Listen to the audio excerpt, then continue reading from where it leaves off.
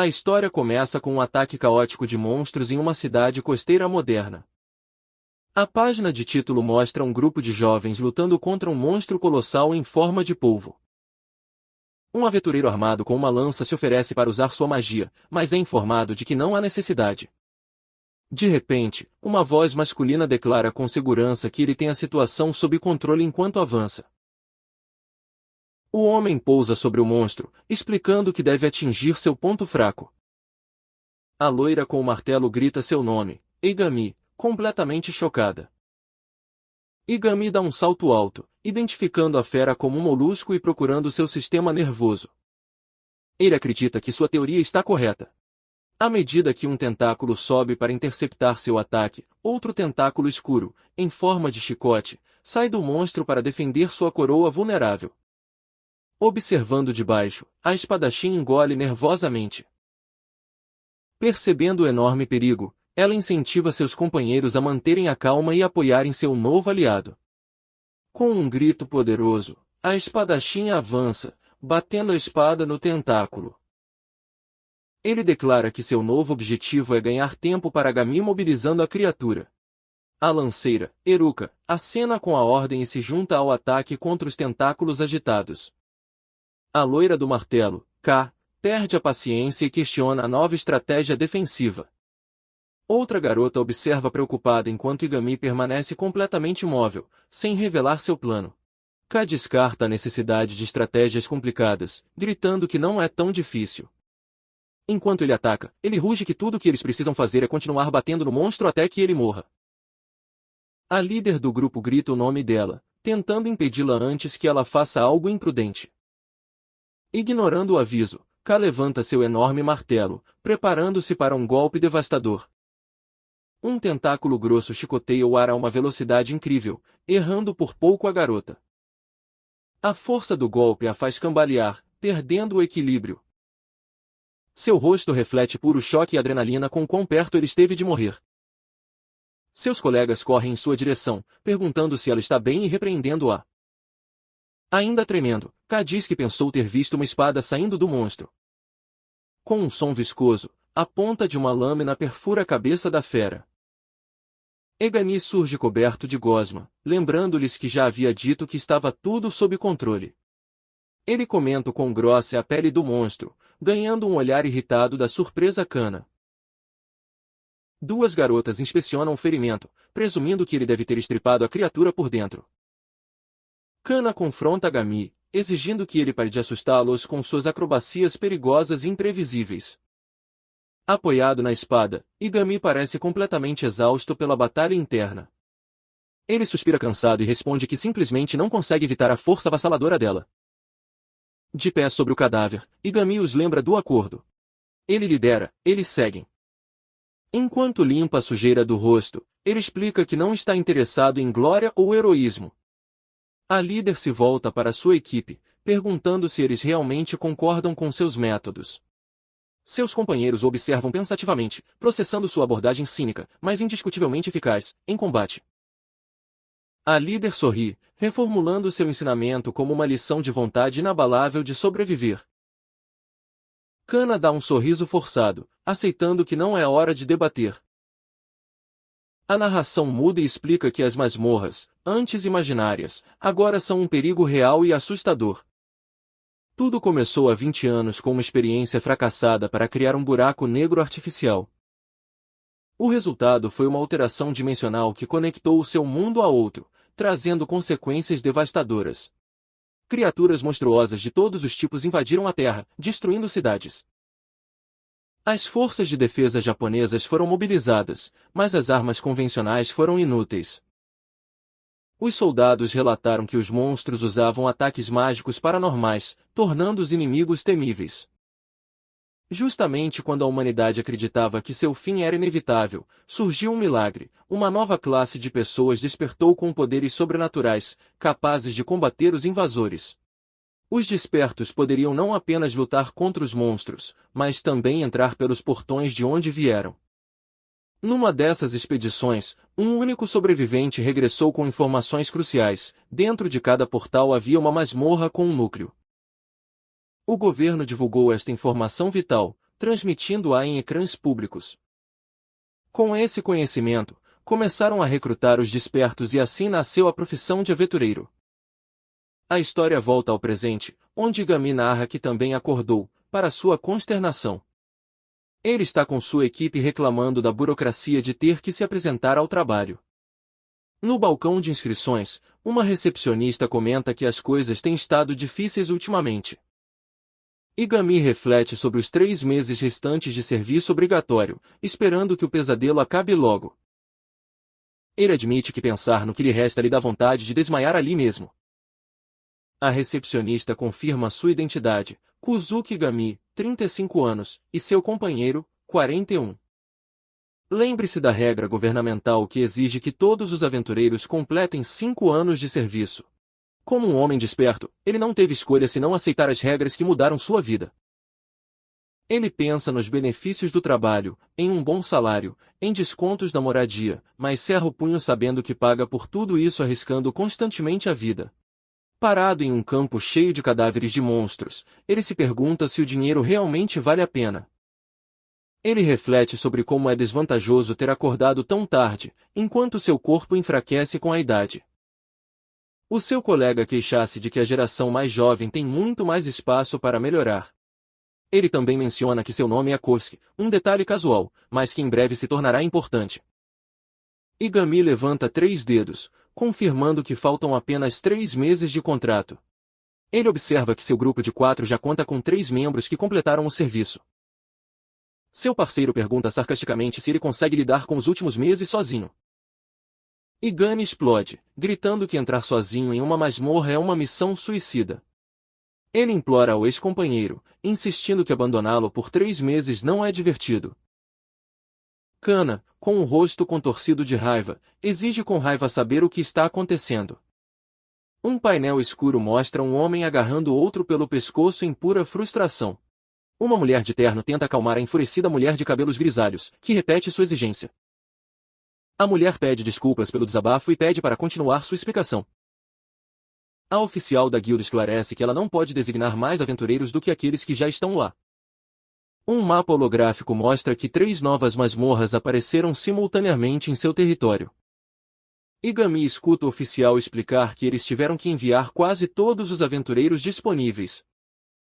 Ele reconhece internamente que 3 portais abertos ao mesmo tempo exigiriam todos os recursos humanos possíveis. Uma mulher de armadura e cabelo comprido comenta que seu grupo poderia aceitar mais uma pessoa, mas não ele. Outro aventureiro zomba, dizendo a Gami para parar de olhar para as garotas do ensino médio. A mulher esclarece que sua atenção se deveu à menção às 3 masmorras. Aventureiros zombeteiros o aconselham a não arriscar novas masmorras tão perigosas por tão pouca recompensa. Gami com raiva diz a eles para irem embora, cansado de sua atitude condescendente. A mulher de armadura os observa com preocupação, seu olhar aguçado e atento à tensão. O aventureiro zombeteiro percebe que seus olhos encontram os do grupo de Gami e decide recuar rapidamente. Ao se despedirem, dizem que voltarão em cerca de 2 semanas. Gami os observa partir com uma expressão séria, quando uma voz hesitante o chama. A mulher de armadura se aproxima dele, com uma expressão entre tímida e envergonhada. Ele pede desculpas por ouvir a conversa privada entre os grupos. Seu ex-companheiro garante que não se tratava de segredos de governo. Ela diz que tem algumas perguntas que gostaria de fazer a você. Ele confirma que foram eles que participaram do assalto naquele dia e, com uma expressão esperançosa, pergunta se o grupo deles estaria disposto a acompanhar o seu. Os homens do grupo de assalto ficam surpresos com a proposta repentina e completamente inesperada. O homem de cabelos compridos do grupo reconhece que ela deve conhecer os riscos envolvidos. A mulher admite que não pode esperar que eles aceitem tão facilmente uma missão que põe as suas vidas em perigo. Ele entende sua hesitação, seu rosto refletindo resignação e seriedade. O homem de óculos do grupo sugere dar um passo para trás e ouvir primeiro a situação deles. Um aventureiro do grupo confirma que a garota precisa de um 4º integrante. A líder cabeluda explica que seu parceiro ficou doente pouco antes da tarefa. Outra aventureira pergunta se podem esperar, mas ela esclarece que o exame é daqui a 3 dias. Ela especifica que sua amiga doente não irá falhar, já que ela pode ter um membro de apoio. O grupo de homens olha para elas com preocupação, avaliando o dilema das meninas. Um close mostra o rosto ansioso da loira, aguardando sua resposta. A líder também parece inquieta, com um toque de desespero nos olhos. A terceira garota, de cabelo castanho curto, parece nervosa, mas esperançosa. Os homens debatem os riscos, temendo que as meninas morram ou sejam exploradas se forem deixadas sozinhas. Os 4 aventureiros se encontram, tendo finalmente chegado a uma decisão. Enquanto isso, as 3 jovens os observam, desconfortáveis e na expectativa. O líder conclui que não poderia viver consigo mesmo se os abandonassem. Determinado, ele se volta para as meninas e pede que elas indiquem sua posição e função. A líder sorri com confiança, apresentando-se como uma espadachim de categoria especial. Sua amiga loira, K, é apresentada como um poderoso soldado de primeira classe. A terceira garota acrescenta timidamente que é a curandeira do grupo, também de primeira linha. Os homens ficam completamente chocados, murmurando incrédulos. Uma imagem chocante mostra um prodígio derrotando sem esforço uma enorme fera parecida com um dragão. Os aventureiros exclamam horrorizados ao perceberem que ela é uma heroína. O líder compara a diferença de potência com a tentativa de andar de bicicleta em uma rodovia. O homem de óculos, e azul, admite humildemente que seu grupo está apenas na terceira posição. O líder sorri com entusiasmo, garantindo que está tudo bem. Os 2 grupos enfrentam-se e os termos da sua nova aliança parecem estar selados. E Azul deduz corretamente que eles só precisavam de um 5º membro para completar sua equipe. O líder do grupo de assalto declara que tem uma última pergunta a fazer. Confirma que será a primeira vez que entrarão em uma masmorra. O líder permanece pensativo, enquanto seu companheiro se pergunta o que ele está planejando. De repente, uma ideia lhe ocorre e seus olhos se abrem com uma nova estratégia. Seu parceiro Yazoo olha para ele com uma expressão duvidosa. O líder chama Yazoo para conversar em particular, afastando-se das meninas. Os 2 homens se encontram em silêncio, sussurrando seu plano secreto. Outro de seus companheiros foge, realizando uma tarefa misteriosa. O aventureiro de cabelos escuros, Kuzuki, observa, confuso com a comoção repentina. Io se vira para as meninas com um sorriso, anunciando alegremente que elas ficarão felizes em ajudar. Ele então levanta um dedo, esclarecendo que sua ajuda vem com uma condição. A líder do grupo feminino parece intrigada, perguntando o que poderia ser essa condição inesperada. Ela fica surpresa ao ouvir o pedido para contratar exatamente o homem que está sendo oferecido. E Azul explica que seu grupo está legalmente vinculado a um contrato de aventureiro. Ele ressalta que Kuzuki é o único que ainda não terminou o serviço. Ele propõe que as meninas o emprestem por 3 meses, mas Kuzuki protesta com raiva. Diante de Yazoo, ele grita que não pode decidir sua vida sem o seu consentimento. Yazoo calmamente o lembra que as garotas são aventureiras de primeira classe e altamente qualificadas. Ele contrasta seu status de elite com o de seu próprio time de velhos de terceira categoria. Kana interpreta mal a situação, acusando-os com raiva de tentar impor Kuzuka a eles. Mizuki tenta acalmá-la, aconselhando-a a não julgar um livro pela capa. Kana reclama, recusando-se a ficar 3 meses com um cara mais velho e suspeito. Mizuki ressalta que, do seu ponto de vista, eles também não devem parecer muito atraentes para ele. Ele lembra Kana fazendo beicinho que não há mais aventureiros disponíveis para ajudar. Ele também menciona que foi o único que se ofereceu para ingressar. Ele argumenta que seus anos de serviço demonstram sua valiosa experiência. Kana concorda relutantemente, mas avisa que o mandará voar se ele cometer um erro. Mizuki sorri resignado e vai fechar o negócio. Enquanto isso, Kozuki continua discutindo com seus colegas sobre ser de meia-idade. Yazoo recorre a Mizuki para confirmar se o grupo já tomou uma decisão. Mizuki concorda com os termos e Yazoo aplaude, declarando o acordo oficial. Outro companheiro retorna triunfante, segurando um documento recém-lacrado. Yazoo empurra o papel para Kuzuki, que o olha confuso. Ele explode ao perceber que é uma inscrição já preenchida para ingressar no time feminino. Kuzuki exige saber por que ninguém se preocupou em pedir sua permissão. Yazu revela que seu grupo já se desfez, deixando-o sem outra opção. Kuzuko o acusa de ser um covarde, enquanto Yazu diz para ele começar a se comportar como um adulto. Mizuki pergunta se o acordo está certo e Yazu tranquiliza a boa menina. Gritando, ele lembra a Kuzuki que ele deveria ser o adulto aqui. As 3 garotas assistem, maravilhadas com a discussão acalorada. Yazu anuncia alegremente que deixará Kuzuki sob seus cuidados por 3 meses.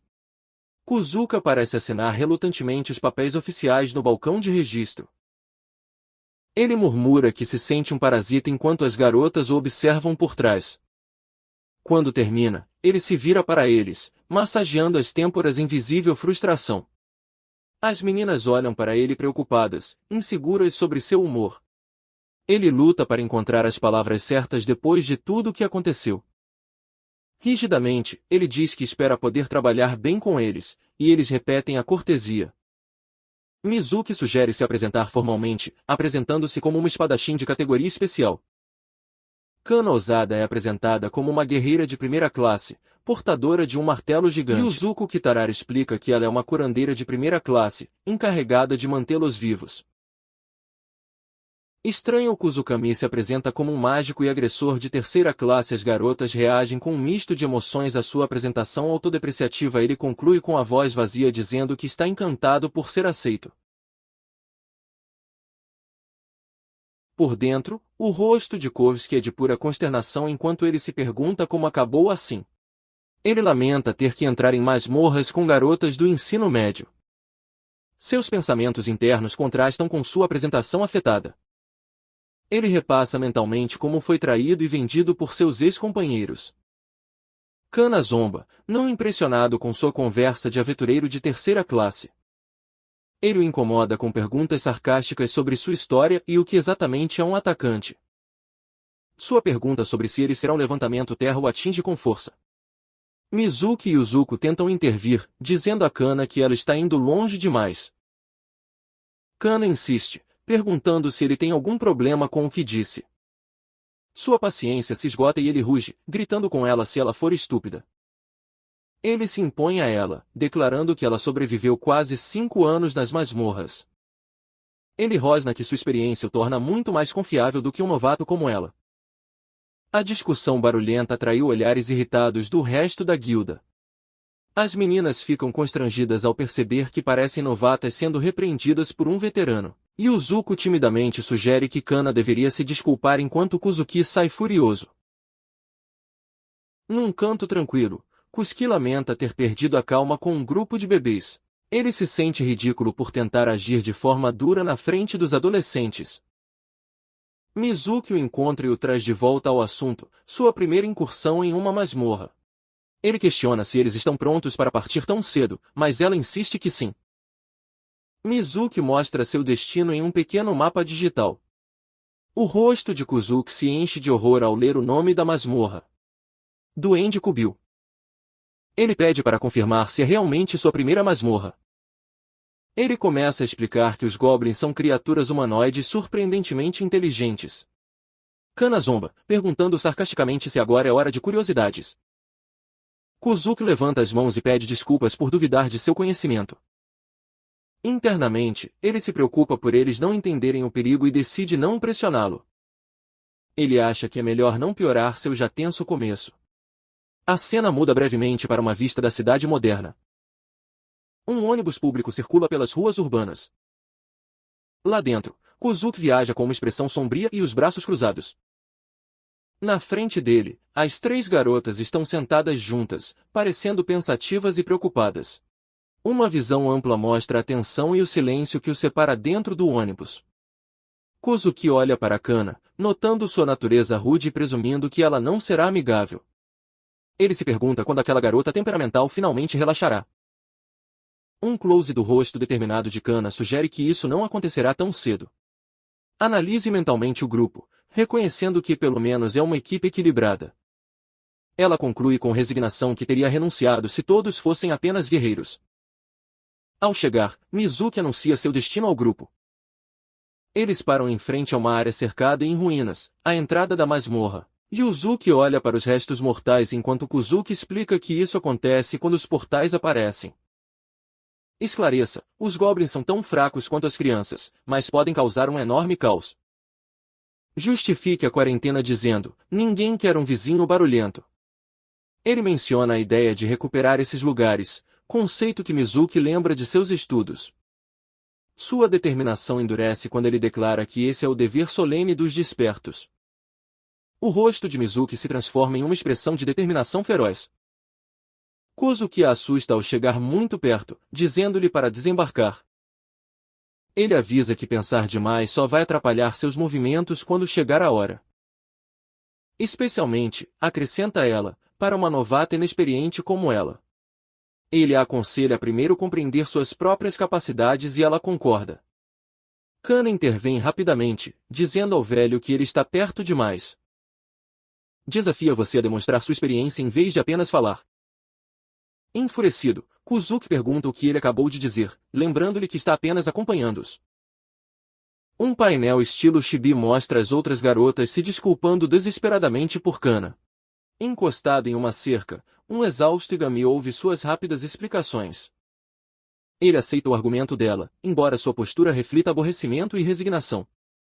Yuzuka gagueja que Kana está apenas sendo ela mesma e não teve a intenção de ofendê-lo. Ele garante a Igami que não há desrespeito, apenas preocupação. Ele pergunta sarcasticamente se eles querem que eu demonstre a diferença de experiência. Mizuki intervém rapidamente, dizendo que não será necessário e que eles irão primeiro. Ele explica que é um exame para testar seus próprios limites. Igami reflete cinicamente sobre a juventude de hoje, duvidando do propósito do exame. Mizuki responde que formações improvisadas são permitidas como parte do teste. Ele solta um suspiro curto, sua expressão é uma mistura de tédio e desdém. Ele então pergunta qual era o papel de seu companheiro ausente, um mago de primeira classe. Ele aponta para sua própria faixa de terceira marcha e se pergunta se isso será um problema. Eles chegam a um acordo. Ele diz a eles para não se preocuparem e deixá-lo em paz. Mizuki acena com a cabeça, focado em aplicar todo o seu treinamento.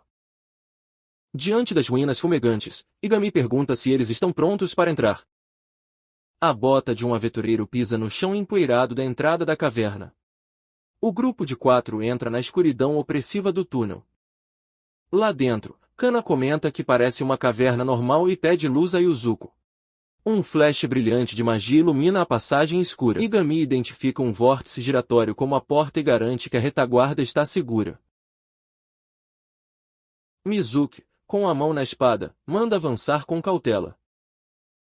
As meninas se aproximam do perturbador turbilhão de pura escuridão. Mizuki e Kana olham para ele, com rostos chocados e nervosos. Um repentino flash de luz de Yuko assusta Mizuki e Igami. A silhueta do grupo aparece na entrada de uma saliência rochosa que dá para um abismo. Escondidos atrás de uma formação rochosa, eles observam o terreno abaixo. Mizuki sussurra com urgência que viu seus alvos se moverem. Abaixo, uma horda de goblins se move rapidamente pelo chão da caverna. Entre eles, um goblin maior e mais musculoso grita ordens. A equipe se reúne enquanto Mizuki faz seu plano. Ela e Kana atacarão primeiro.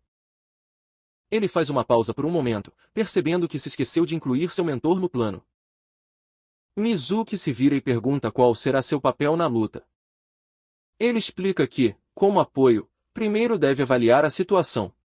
Ele declara que será o extra por enquanto e diz a eles para procederem conforme planejado. Os 2 guerreiros da linha de frente, Mizuki e Kana, saltam para enfrentar o inimigo. Igami e Yuzuka assistem de cima. Igami murmura que chegou a hora. Ele pensa consigo mesmo que finalmente é hora de vê-los em ação. Mizuki se torna um borrão de movimento, seus longos cabelos esvoaçantes enquanto ela balança a espada. Seu primeiro golpe, violento e preciso, decapita um goblin, cuja cabeça voa pelo ar. Ele ataca diretamente a horda surpresa, cujos gritos enchem a caverna. Com outro movimento fluido, ele corta um segundo goblin e corta mais 2 na cintura. Ele se move com graça e velocidade letais. Sua expressão é de absoluta concentração. Ele pousa entre as criaturas rosnantes, mantendo sua arma preparada. Um goblin maior e com presas avança em sua direção com um rugido selvagem. Ela se esquiva com agilidade, atravessando o caos do combate e derrubando outro inimigo. Uma gota de suor escorre pelo seu rosto, mas seus olhos permanecem firmes. Ele salta sobre um goblin em movimento, com movimentos precisos e controlados, girando graciosamente no ar. Ele se prepara para derrubar outro adversário. Dois goblins enfurecidos se aproximam de ambos os lados, cercando-a. De repente, Kai entra na briga, seu martelo quebrando um selo mágico. O impacto pulveriza um goblin, lançando seu corpo mutilado no ar. Sangue negro espirra quando outra criatura é pega no ataque devastador. Os goblins voam como bonecos com a força do golpe. Os monstros restantes avançam, sem se deixar intimidar pela carnificina brutal. Eles balançam seu enorme martelo em um amplo arco, abrindo caminho para a destruição. Seu rosto mostra uma mistura de intensa concentração e leve repulsa. Seu martelo esmaga um crânio com um som nauseante e úmido. Avança sem parar, uma máquina brutal de destruição contra a horda. Ele luta com força selvagem e indomável, jogando corpos para o alto. Seus ataques devastam enormes grupos de inimigos a cada golpe devastador. Um goblin maior observa seus companheiros serem aniquilados um por um. De cima, as duas garotas são vistas dizimando com eficiência os goblins restantes. O olhar de Kai está semicerrado, sua expressão é sombria e determinada. Mizuki reflete a mesma intensidade, seus rostos sincronizados em uma dança mortal. Eles lutam em perfeita coordenação, uma prova de seu trabalho em equipe impecável e letal. Kai ergue o martelo para desferir um golpe final que fará tremer a terra. O impacto esmaga o goblin que empunhava uma enorme massa de ossos. Ela se ergue, triunfante sobre o corpo mutilado de seu último inimigo. Ofegante pelo esforço, ele exige que seu parceiro o jogue para o próximo. A voz de Mizuki corta o silêncio, informando a Kana surpresa que este era o último. Entre um chão coberto de cadáveres, a espadachim confirma que não há mais inimigos. A guerreira loira, Kana, comenta como a vitória foi fácil, ao que Mizuki acena com alguma hesitação. Orgulhoso, K ressalta que eles nem precisaram da ajuda do mentor em combate. Mizuki aperta o punho de sua espada, uma sensação de desconforto surgindo novamente em sua mente. O silêncio toma conta de ambos, com os rostos manchados pela sujeira do combate. Finalmente, eles compartilham um sorriso cansado, mas sincero, reconhecendo a vitória arduamente conquistada. Seu mentor, Igami, emerge das sombras, parabenizando-os pelo trabalho bem executado. De repente, uma luz brilhante ilumina a caverna, surpreendendo Mizuki e Igami. Sua curandeira, Yuzuka, aparece, com a voz carregada de preocupação enquanto pergunta sobre a condição de Kana. Igami explica que sua visão deficiente o impede de distinguir bem, enquanto Mizuki acrescenta que é mais fácil com uma lanterna. Assustada pelo repentino raio de luz em seu rosto, Ka solta um pequeno grito. Kana sorri calmamente, livrando-se do sangue e da sujeira que a cobre. Yuzuka, nervosa, tenta dizer a ele que não é por isso que está preocupada.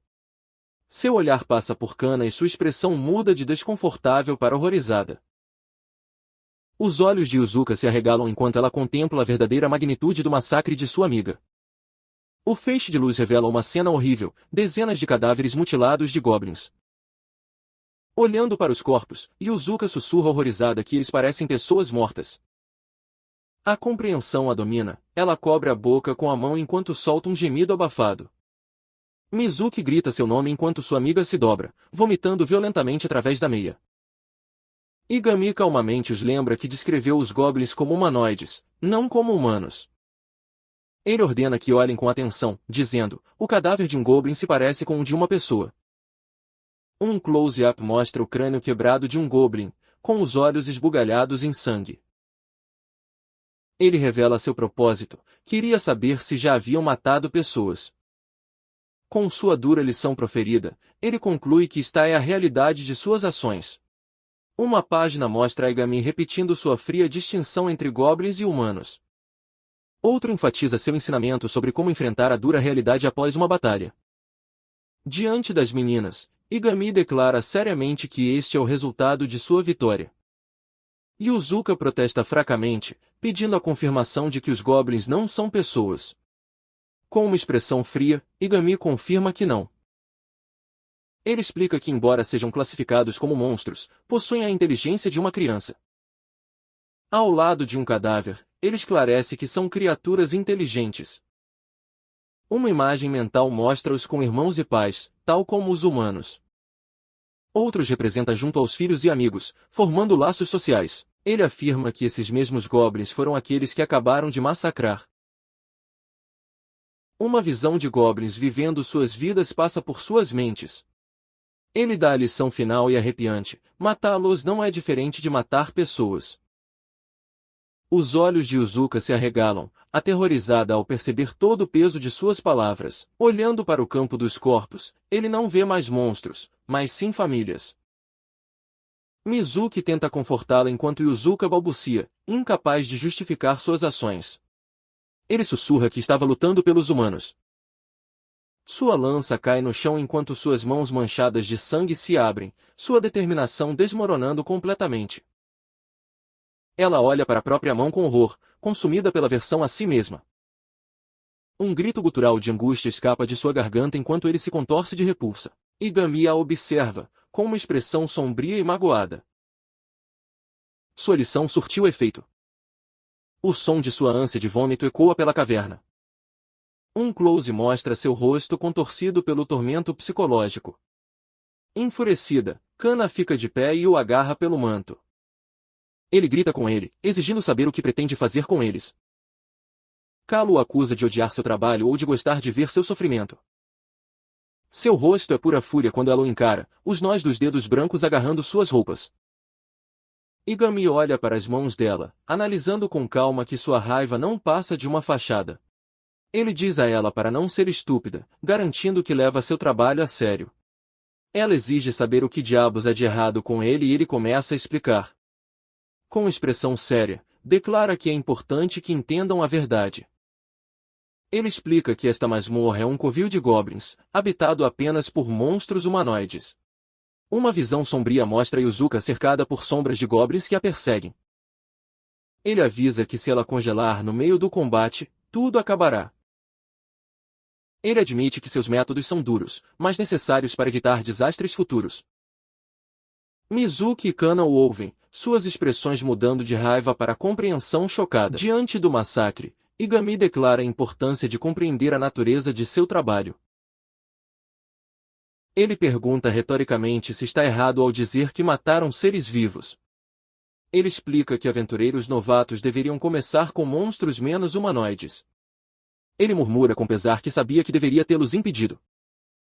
Com um suspiro cansado, ele conclui que não adianta lamentar. As três meninas se afastam da cena grotesca. A aula foi gravada. Ele anuncia que, por enquanto, sua única opção é retirar-se da masmorra. 2 horas depois, a área ao redor da entrada ainda fumega devido à destruição. Aigami encostado em uma cerca, comendo uma barra nutricional com seu parceiro. Ele então se aproxima das 3 garotas abatidas, informando-lhes que o trabalho do dia terminou. Mizuki e seus amigos permanecem em silêncio, processando o trauma do dia. Aigami se pergunta quanto tempo levará para eles se recuperarem antes de dizer um simples obrigado. Mizuki olha para cima e dá um sorriso suave, garantindo que eles estão bem agora. Sua expressão é serena, embora o peso do dia ainda seja evidente em seus olhos. De repente, uma ideia passa pela cabeça de Aigami, seu olhar se torna afiado e intenso. Enquanto caminham, ele aconselha Mizuki a não se esforçar tanto e a descansar mais. Seu olhar endurece enquanto ele se prepara para testar sua determinação recém-adquirida. Ele pergunta como eles se sentiriam se tivessem que matar pessoas novamente. O ar esfria instantaneamente. Kana fica chocada, enquanto o rosto de Mizuki está coberto por uma sombra perturbadora. Com a voz calma, Mizuki diz que entende, garantindo que não haverá problema na próxima vez. Sua expressão endurece com determinação feroz enquanto ele declara que matará todos eles. Um close de seus olhos mostra sua convicção fria e inabalável. Igami olha para ela com uma expressão cansada e resignada. Ele suspira, murmurando que essa lacuna em sua personalidade não lhe agrada. Ele então os desafia, perguntando se eles acham que estão muito lentos por enquanto. Ele confessa-lhes que, após a primeira morte, precisou de 2 dias inteiros para se recuperar. Uma imagem monstruosa ilustra o horror primordial de tirar uma vida.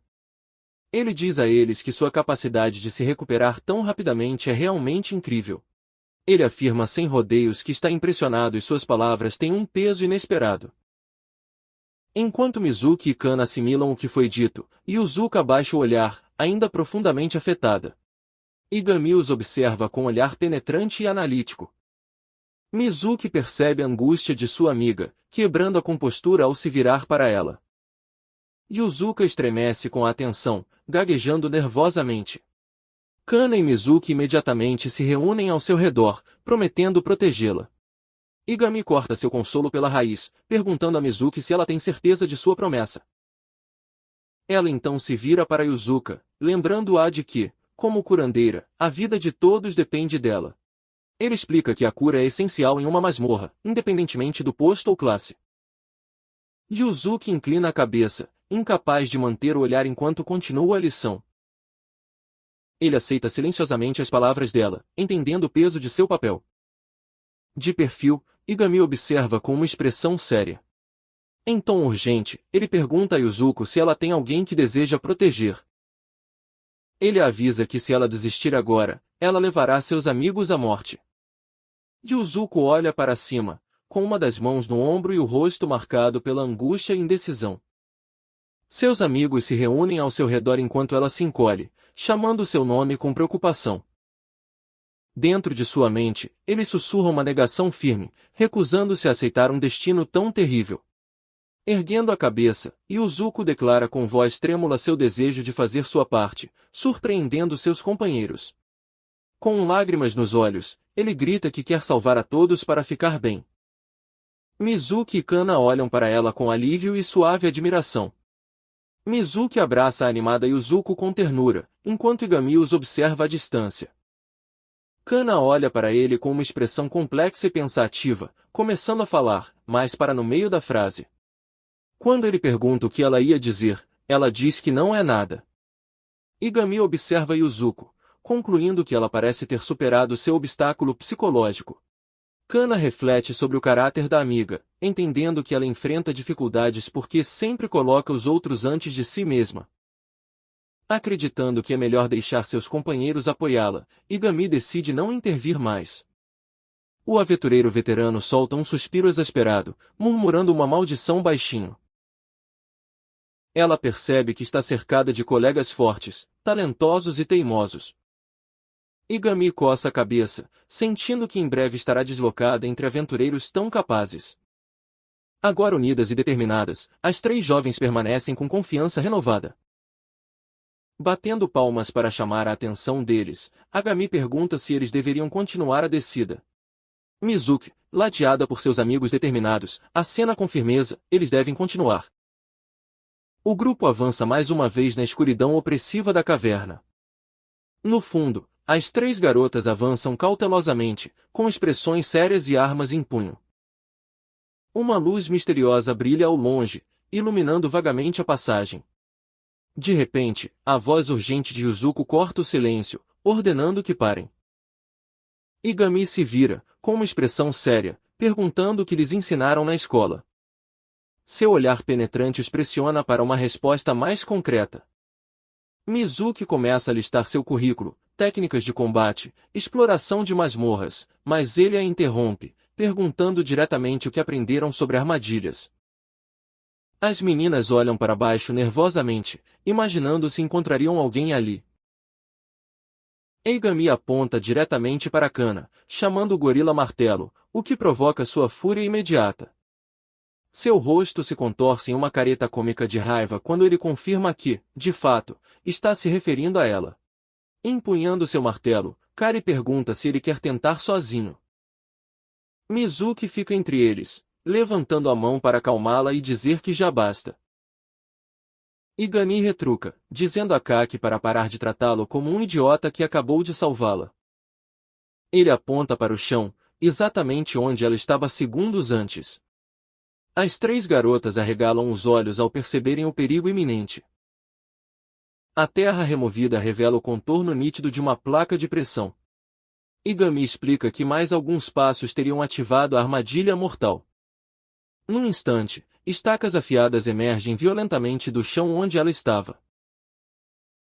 Ele acrescenta que tal armadilha não teria sido letal se fosse curada imediatamente. Ele então mostra uma cicatriz torcida que cobre todo o seu antebraço. As meninas olham para ele horrorizadas quando ele explica que fez isso 1 ano depois de começar. Ele conta como se tornou arrogante, subestimou a masmorra e caiu em uma armadilha.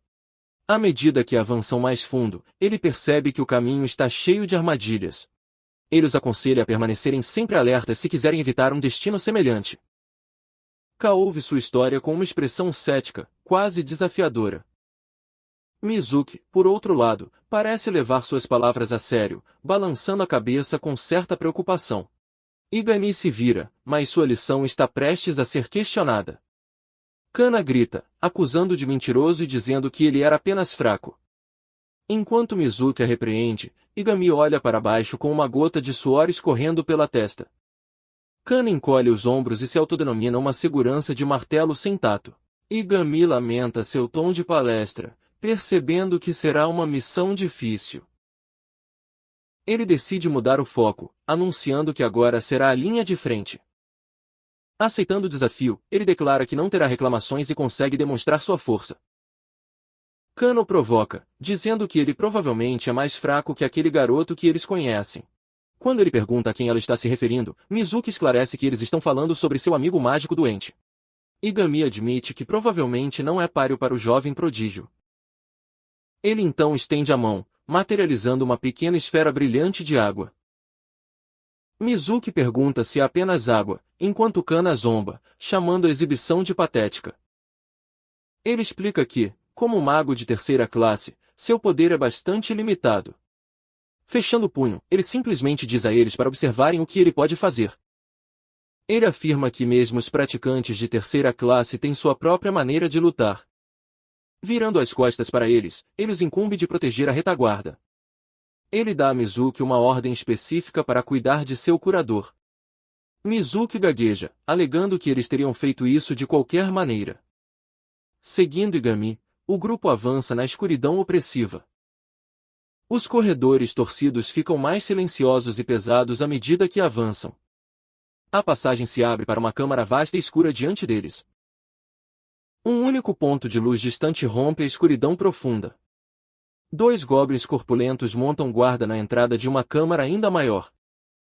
Além, uma vasta caverna está repleta de guerreiros goblins. Um duende menor, com um olhar astuto, grita ordens, orientando os demais. As forças goblins parecem organizadas e prontas para o combate. O líder goblin aponta para seu rosto deformado com um rugido feroz. Os maiores e mais musculosos se preparam, ansiosos para lutar. De repente, um jato de água conjurado por Agami atinge o rosto de um goblin. A criatura recua, cega e confusa pelo ataque surpresa. Outros goblins são atingidos pelo que parecem ser pequenas pedras atiradas.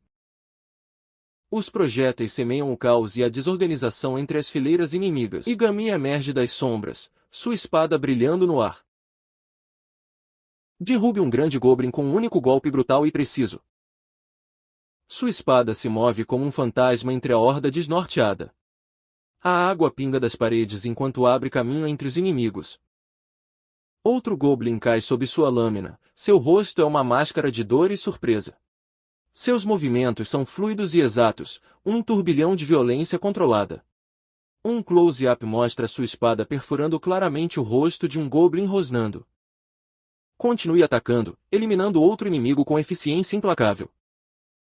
Seu rosto é uma máscara de fria concentração enquanto ele executa sua tática com precisão. Mais goblins saltam em sua direção, tentando dominá-lo com um grande número. Um deles, armado com uma grande massa, lança-se contra ele. Igami permanece calmo, analisando o inimigo com precisão calculada.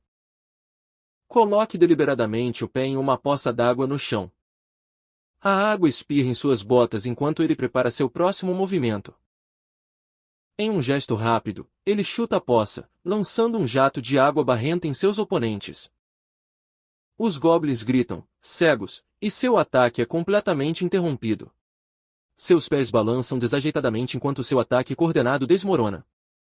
Eles tropeçam um no outro, desorientados e confusos. Aproveitando-se de sua cegueira momentânea, Igami passa facilmente pelas fileiras. Ele esmaga impiedosamente a cabeça de um goblin caído com sua bota. Sua expressão permanece fria e prosaica, focada apenas na sobrevivência. De pé sobre um goblin caído, Igami enfrenta o último inimigo trêmulo.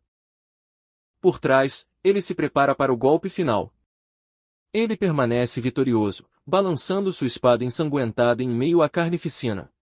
Ao longe, seus 3 jovens companheiros observam sua eficiência fria. Mizuki parece surpreso, enquanto Kana franze a testa, criticando seus truques desonrosos. O curador observa nervosamente, preso entre as duas reações. Kana comenta que só usou ataque surpresa, recusando-se a lutar de frente. Mizuki conclui que seu estilo pragmático é o método correto para sobreviver em uma masmorra. O curandeiro lembra os princípios do manual sobre como minimizar perdas e se preparar para o combate. Reconheça que suas ações seguem ao pé da letra os ensinamentos do guia. Kai zombeteiramente chama seu método de tática de classe econômica. De repente, Igami se vira e grita um aviso severo para eles. Naquela noite, um cartão de título aparece acima de um moderno prédio de apartamentos. Igami entra em sua casa, visivelmente exausto com os acontecimentos do dia. Ele se senta para tirar seu equipamento de aventura enquanto os créditos começam a rolar. Carregando sua armadura, ele caminha pelo corredor de seu apartamento solitário. Ele começa a desfazer as fivelas do peito pesado. Tirando o manto, ele revela um físico musculoso e endurecido pela batalha. Seu apartamento, espaçoso mas bagunçado, parece silencioso e vazio. De repente, seu telefone vibra com uma mensagem recebida. O texto do herói anuncia alegremente seu retorno seguro de uma masmorra. O telefone continua a tocar com mais notificações do amigo. Igami lava os longos cabelos na água quente do chuveiro. À medida que seca, parece cansado mas renovado, tendo deixado para trás a sujidade do combate. Abra a geladeira e retire uma lata de cerveja. Ainda se enxugando com uma toalha, ele prepara seu drink noturno. Apoiado na bancada da cozinha, ele admite que não se importa em beber sozinho. Ele toma um longo gole, lamentando não poder mais comemorar com festas pós-aventura.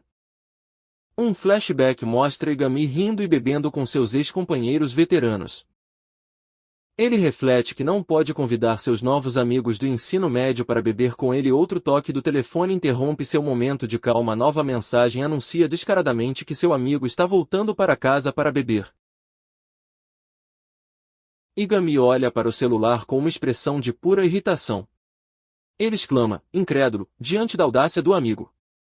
Resignado com a visita, ele decide pelo menos se vestir. Ele veste uma camiseta limpa por cima do short antes de abrir a porta. A campainha toca e ele, cansado, vai ver quem é. 2 de seus ex-colegas o cumprimentam, já bêbados e cheirando a álcool. Ele pergunta por que estão ali e eles explicam que estão comemorando sua aposentadoria. Eles reformularam a visita como uma celebração da formação de sua nova equipe.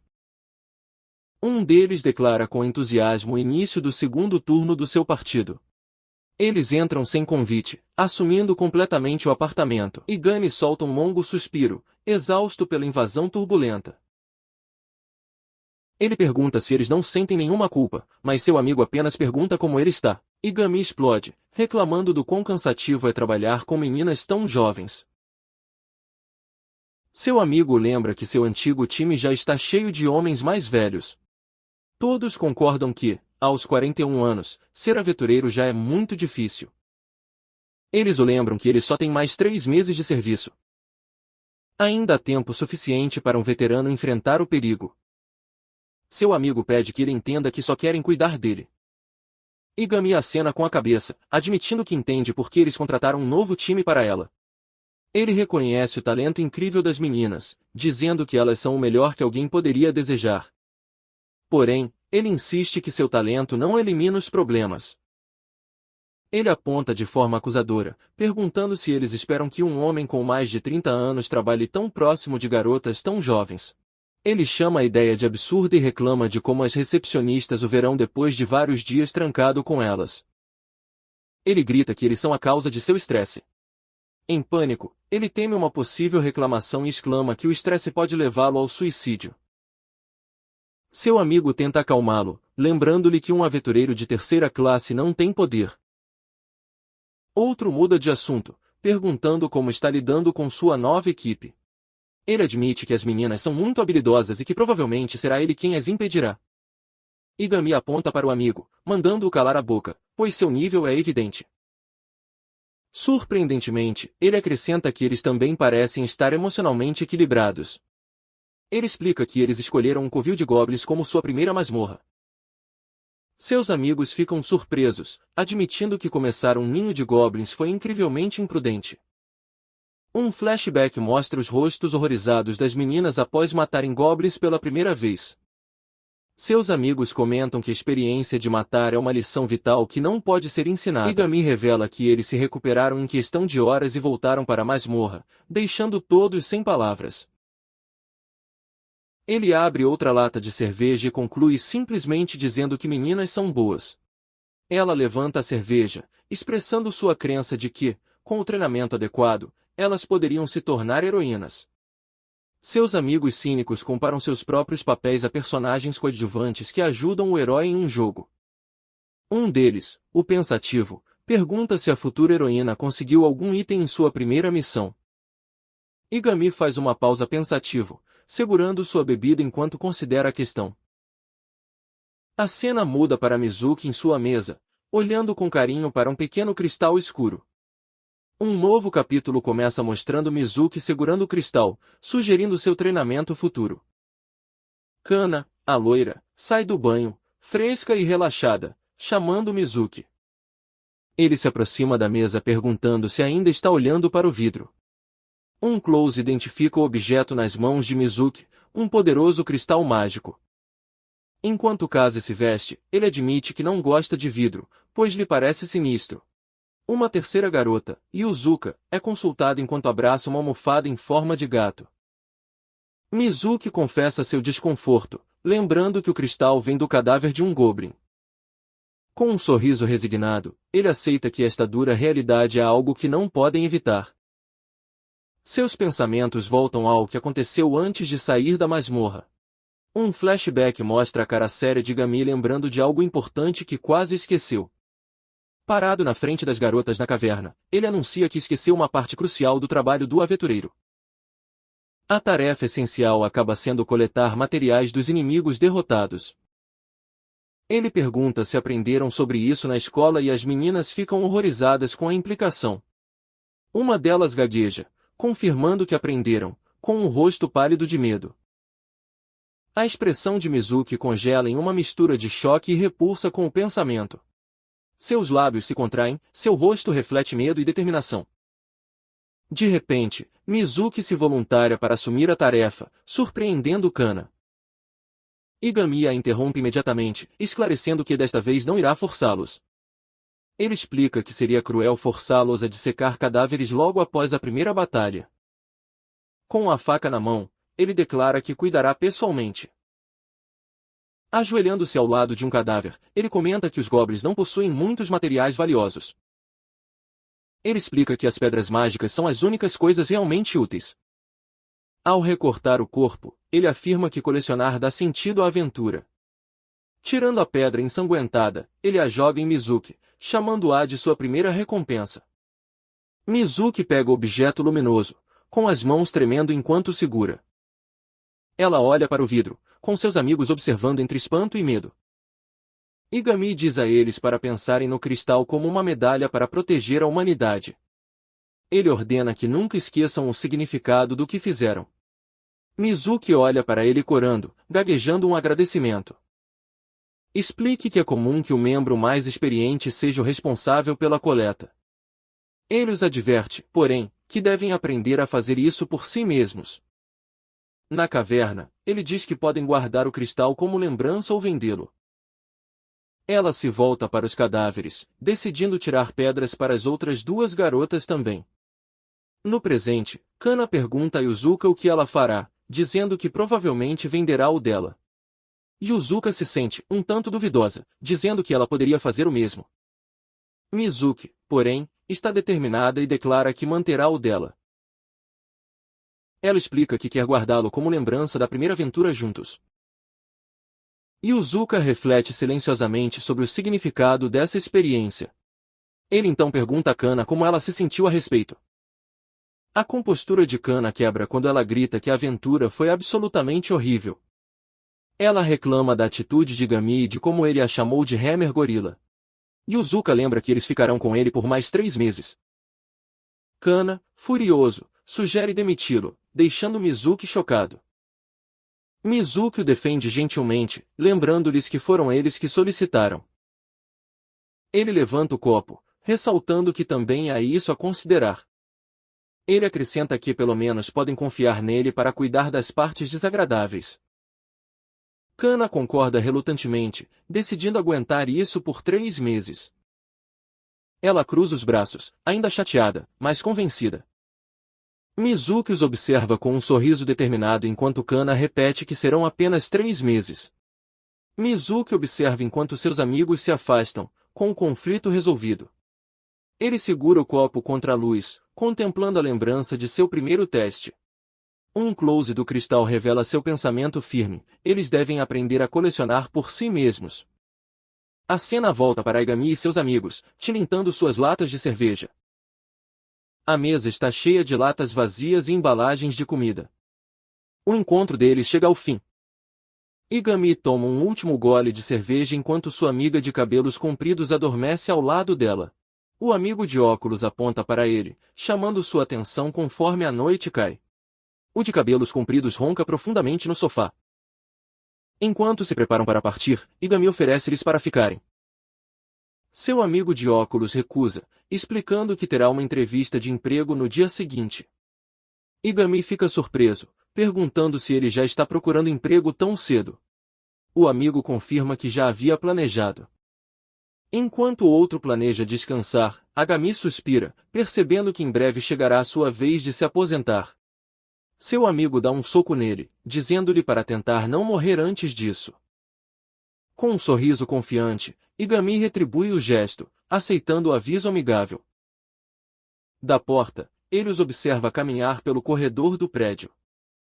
Ele então olha para trás com uma expressão pensativa, refletindo sobre os diferentes caminhos que seguem. Igami volta sozinho para seu apartamento. A visita acabou. A cena corta para Mizuki, que levanta seu cristal com um sorriso confiante e uma piscadela. Mais tarde, Igami está em casa levantando pesos num banco. No meio do exercício, seu telefone começa a tocar. Ele atende a ligação e Mizuki o cumprimenta calorosamente, dizendo que já faz um tempo. Ele pede desculpas pela ligação repentina, mas pede que ela vá à escola dele no dia seguinte. Igami, exausto, reclama que eu o faço trabalhar na folga. Ele imediatamente percebe os problemas e pergunta se algo de ruim aconteceu. Mizuki confirma que o relatório apresentado foi questionado pela escola. Ao caminhar por seu apartamento, ele deduz corretamente que o covil do Goblin será uma armadilha.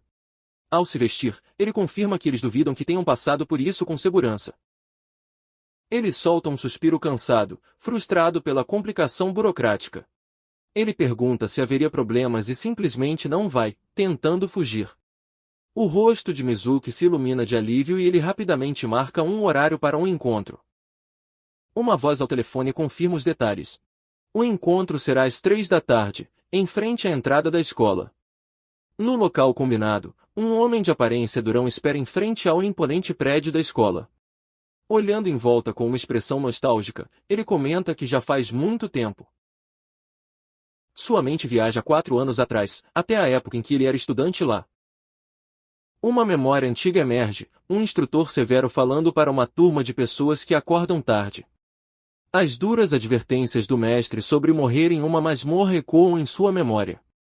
De volta ao presente, ele reflete sobre sua condição de simples aventureiro de terceira classe. Lembre-se das limitações naturais dos mágicos versus a força treinável dos guerreiros. Pense em como as armas encantadas tornaram os magos de baixo escalão quase obsoletos. Caminhando sob um arco de pedra, ele murmura ironicamente que eles deveriam simplesmente deixá-lo ir.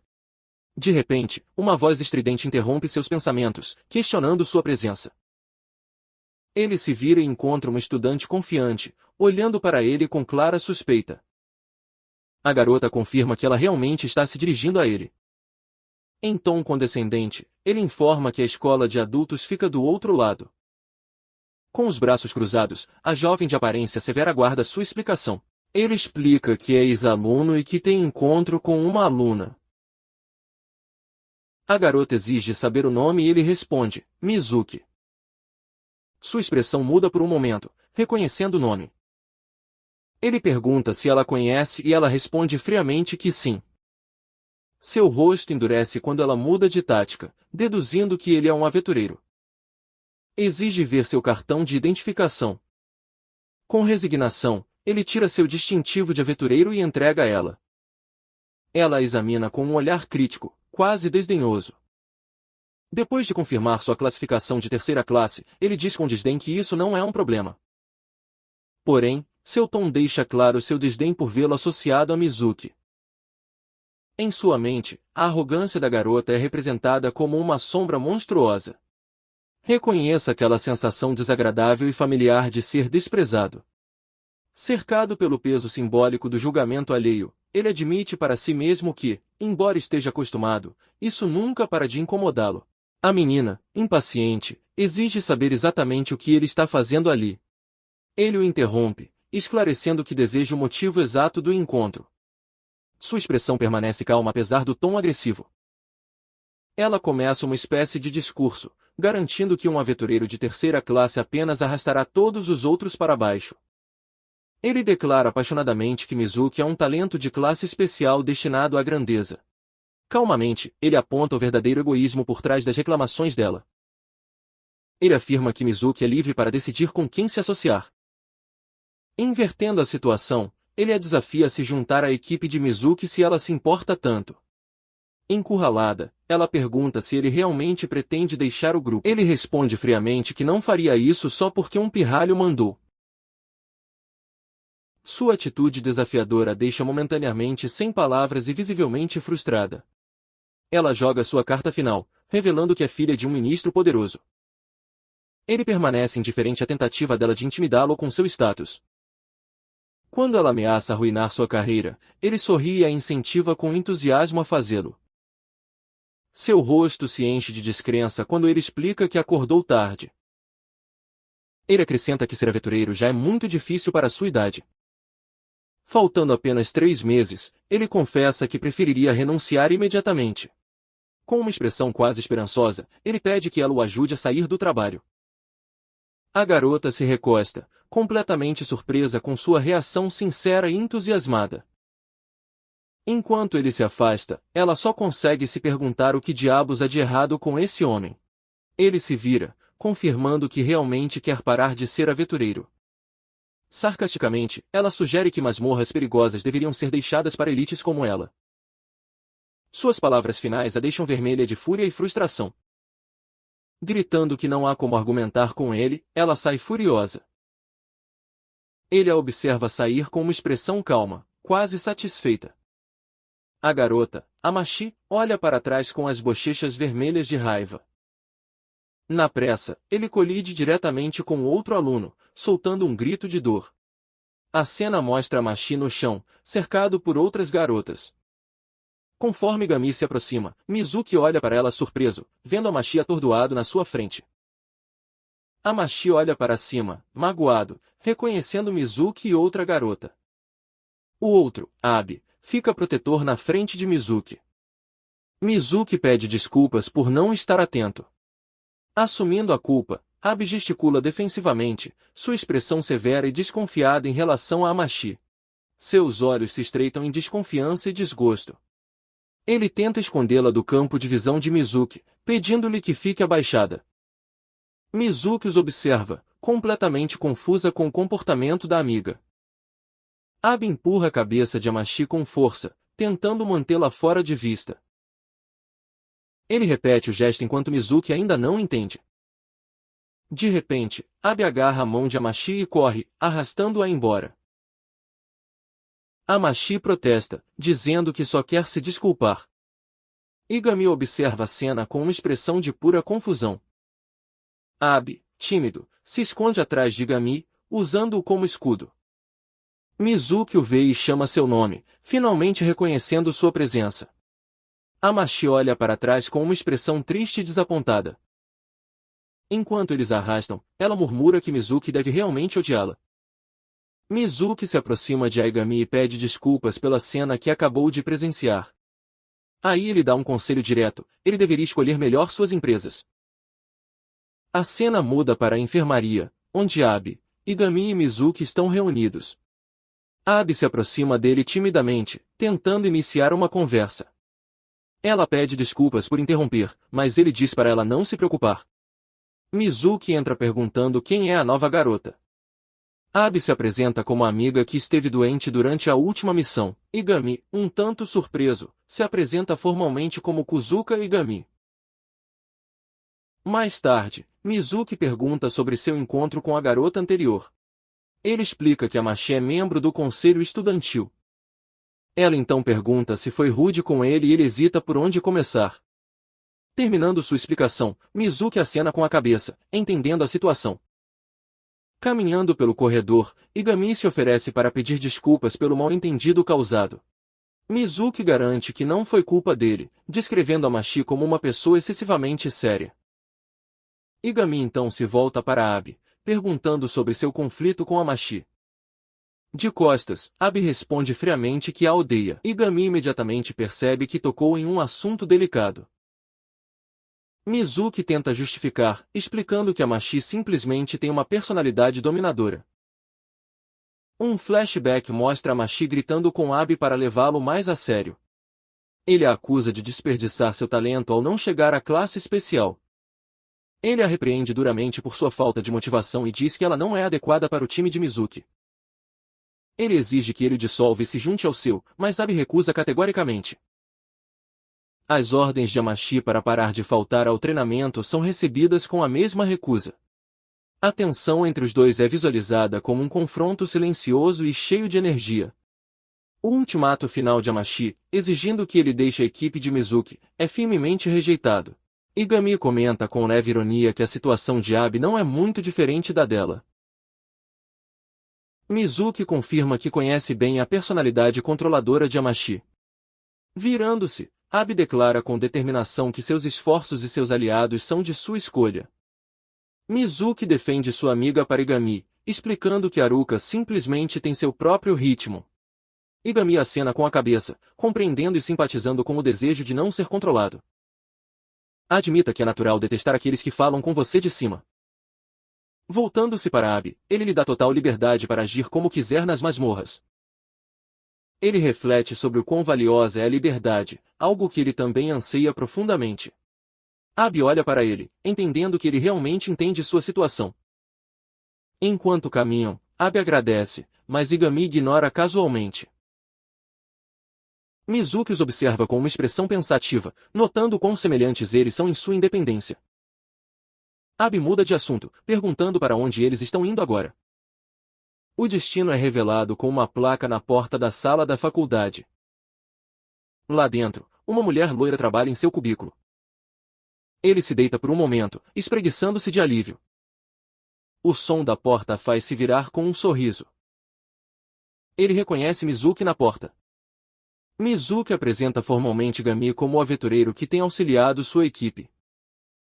A professora se apresenta como Mazono, a instrutora responsável pelo grupo de meninas. Mazono o cumprimenta gentilmente, aliviada por conhecer a experiente aventureira que acompanhava seus alunos. Igami, humilde, minimiza seu papel, garantindo que eles são os verdadeiramente incríveis. Ela pede permissão para fazer perguntas sobre sua experiência como aventureiro. Depois ela se vira para os alunos com um sorriso educado, mas firme. Ele agradece a presença e se despede deles, permitindo-lhes partir. As duas meninas vão embora, deixando Igami sozinho com a professora. Ele pergunta se o motivo da entrevista tem a ver com o exame recente.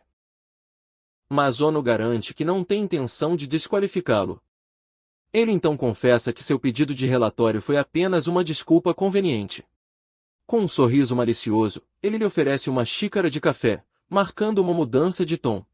Ele pergunta diretamente a ela o verdadeiro motivo de ligar para ele mentindo. Ela fecha os olhos por um momento, preparando-se para revelar suas intenções. Ele explica que Mizuki tem um talento especial e seu dever é cultivá-lo.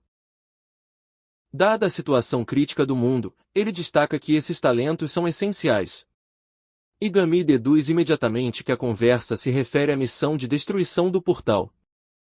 Ela começa a explicar a dura realidade do crescente número de portais. Um mapa mundial mostra como os portais estão cobrindo o planeta. Nos últimos 20 anos, a humanidade sofreu uma escassez crítica de poder de combate. Igami descarta mentalmente, pensando que esse problema está muito acima de um aventureiro de terceira classe. Comente em voz alta que os superiores estão pressionando demais os alunos. Mas Ono o surpreende ao concordar com sua opinião. Ele afirma que o fracasso na Caverna dos Duendes foi um resultado melhor do que o esperado. Ela afirma que aquele resultado positivo não foi mérito apenas das meninas. Com um olhar perspicaz, ela lhe dá o crédito direto por seu sucesso inesperado. Ele então lhe pede formalmente para ajudar na supervisão do desenvolvimento futuro do grupo. Ele pergunta, um tanto desconfiado, o que exatamente significaria aquele programa de reforço escolar. Ela explica que consistiria em acompanhá-los em expedições para ajudá-los a ganhar experiência. Igami aponta o complicador de já ter contrato com as meninas. Mas Ono reconhece que o encontro foi pura coincidência. Com um sorriso, ela o chama de milagre e ergue o telefone para mostrar algo. Você mostra a ele um artigo online sobre isso, mostrando que você fez uma pesquisa completa. Ele fica chocado ao ouvi-la admitir que invadiu sua privacidade para fazer seu relatório. Um breve flashback mostra suas façanhas anteriores, que ela elogia como conquistas dignas de uma aula especial. Devido às suas habilidades únicas, diz ele, não há ninguém mais adequado para o trabalho. Desconfortável, Igami coça a cabeça com tantos elogios. Ela menciona que, segundo Mizuki, ele planeja se aposentar em breve e pergunta se consideraria ficar pelo menos um ano inteiro. Antes que possa recusar, ele habilmente muda de assunto, desculpando-se por mencionar sua posição potencialmente sensível de terceira classe. Confuso, ele confirma sua posição, mas pergunta por que ela toca no assunto. Ela revela que a escola está disposta a oferecer-lhe uma generosa compensação financeira. O pacote inclui salário base e bônus de acordo com o desempenho da equipe. Dá-lhe uma estimativa modesta desse bônus, o equivalente ao salário de um ano inteiro. Igami olha para ela em silêncio, atordoado ao assimilar a magnitude da oferta. Ele exclama incrédulo, percebendo que ganharia mais do que um aventureiro de primeira classe. Oprimido pelos números, ele afunda na cadeira enquanto ela lhe pergunta sua decisão. De repente, ele se levanta, sem rodeios, rejeitando o acordo de longo prazo e deixando claro que deixará o emprego em 3 meses. Ela aceita com calma, concordando com o prazo que ele faz questão de cumprir. Ele então pergunta se também estaria disposto a ajudar nas aulas práticas. Igami levanta uma última questão sobre o acordo. Ele quer saber se haverá aulas teóricas. Ela confirma que sua atuação será limitada exclusivamente a sessões práticas. Ele suspira de alívio, dizendo que teria recusado imediatamente se tivesse que dar palestras. Ela acrescenta que também terá acesso total às instalações da escola. Enquanto ouve com atenção, ela o incentiva a experimentá-los sempre que quiser. Após um momento de reflexão, ele aceita formalmente a proposta. O rosto de Mazo Ela confessa que ficou completamente perdida em como orientar as meninas. Igami permanece um tanto cético, apontando sua baixa posição como aventureiro. Pergunta se um mentor de classe especial não seria mais útil. Ela responde que justamente sua posição o torna a melhor opção.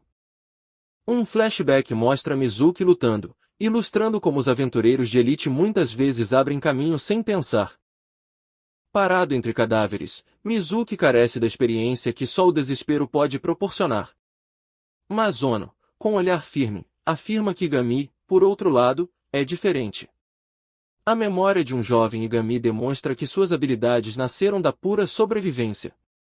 Ele leva o crédito por isso, dizendo que era apenas uma questão de seguir o fluxo. Mas Ono então adiciona uma condição: ele deve conter suas verdadeiras habilidades durante os exames. Ele pede que ela mantenha toda a conversa com ela em segredo. Igami entende que suas falsas pretensões eram para evitar que as meninas se tornassem muito dependentes dele. Embora o seu papel como mentor seja público, o apoio financeiro da escola deve ser mantido oculto.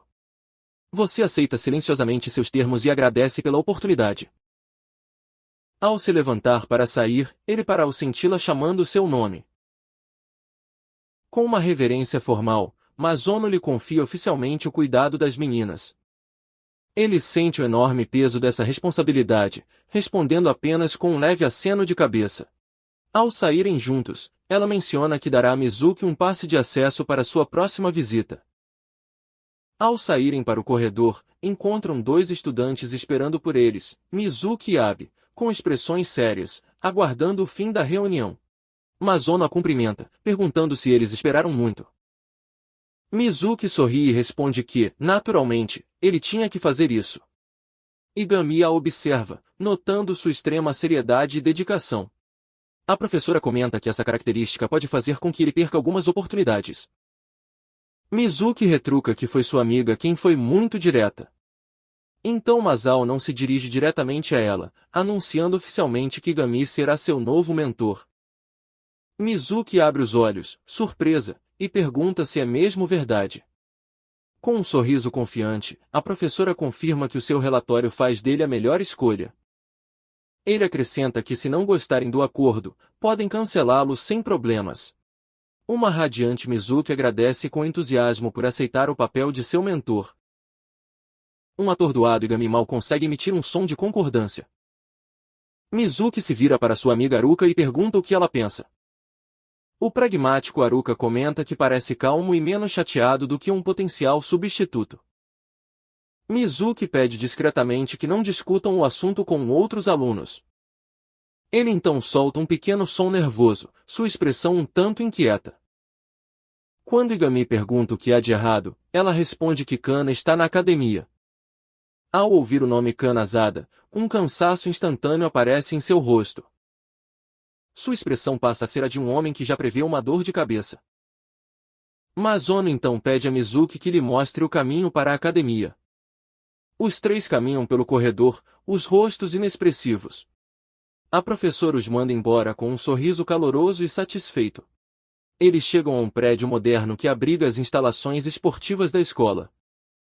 Enquanto caminham, Igami comenta que não se lembrava de haver academia. Ele lembra que sua agenda lotada de aulas quase nunca lhe permitia usá-lo.